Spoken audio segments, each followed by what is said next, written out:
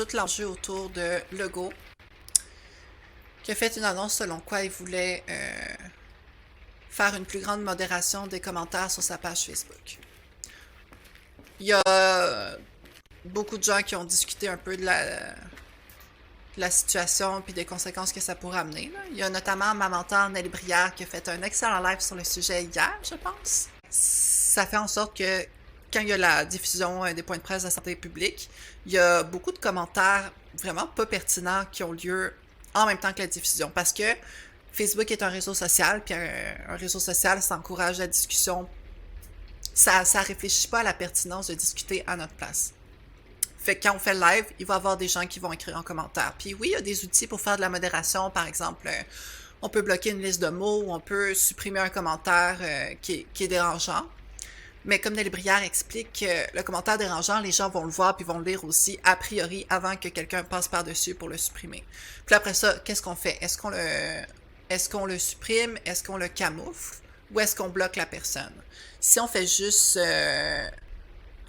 cacher le commentaire va être encore visible pour tout le réseau de la personne qui a commenté. Donc, ça règle pas la situation. Puis, toutes les gens qui ont vu le commentaire avant qu'on le cache vont l'avoir vu aussi.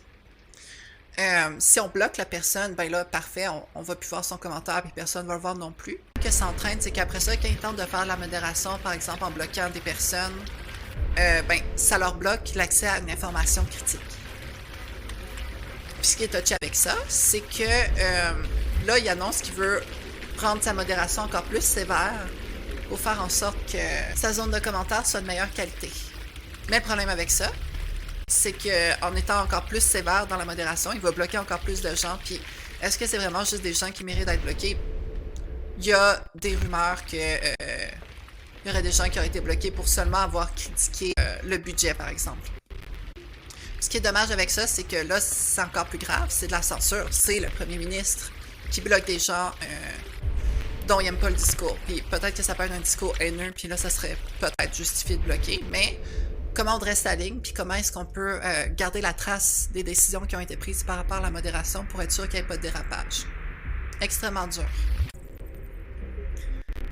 Mais un point que je voulais amener par rapport à tout ça, puis qui me fait penser au jeu Detroit Become Human, c'est que dans ma première partie de Detroit Become Human, j'ai beaucoup critiqué le fait que dans le jeu, les humains ont un comportement très antagoniste envers les androïdes. Donc, il y a beaucoup de manifestations ou de manifestations qui vont être contre les androïdes sous prétexte que les androïdes ont volé notre job. Il va aussi y avoir des personnes sans-abri qui vont avoir une pancarte en carton qui dit « Je suis sans-abri parce qu'un androïde a pris mon emploi » ou des choses comme ça.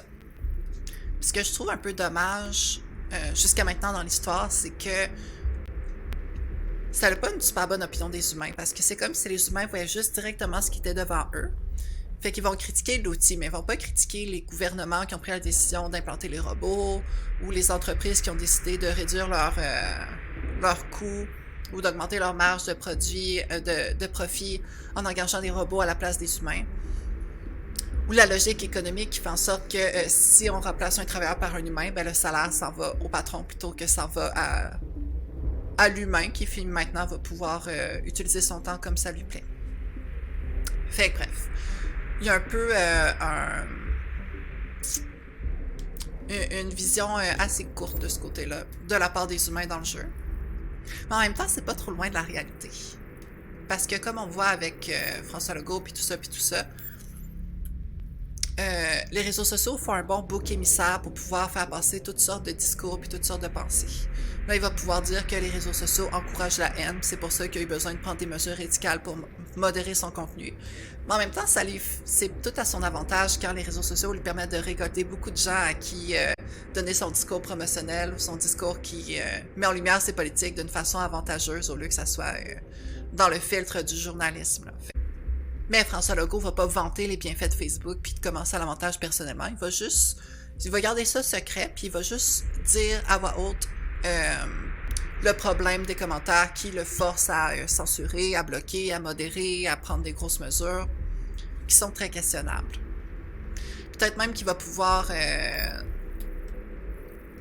ultimement responsabiliser la plateforme pour pas avoir donné le soutien ou les outils suffisants pour éviter que la situation arrive. Quand c'est une situation qui a provoqué quand même en connaissance de cause.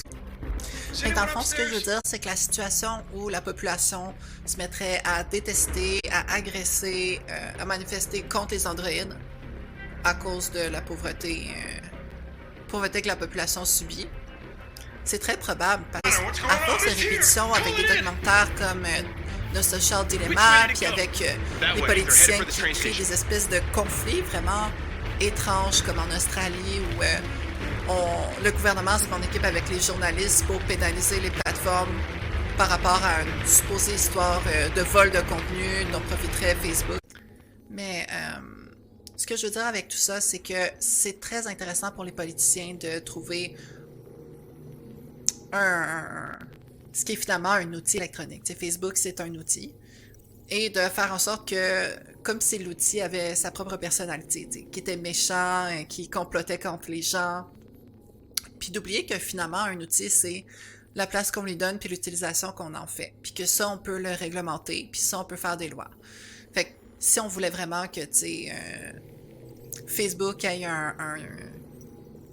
un rôle plus collaboratif dans le paysage médiatique. Avec les journaux traditionnels, on pourrait faire en sorte qu'il y aurait une taxe que paieraient les réseaux sociaux sur leurs revenus publicitaires, puis que cette taxe-là servirait à financer directement des journaux. Par exemple, il y a plusieurs façons d'imaginer des systèmes qui feraient en sorte que tout resterait neutre. Même si, dans une certaine mesure, je pense que quand un grand canal de communication passe son âge, comme la radio a passé son âge à une certaine époque, c'est très difficile de ne pas intervenir en tant que population ou en tant que gouvernement pour permettre qu'ils continuent de travailler avec une aussi grande capacité puis avec autant de moyens.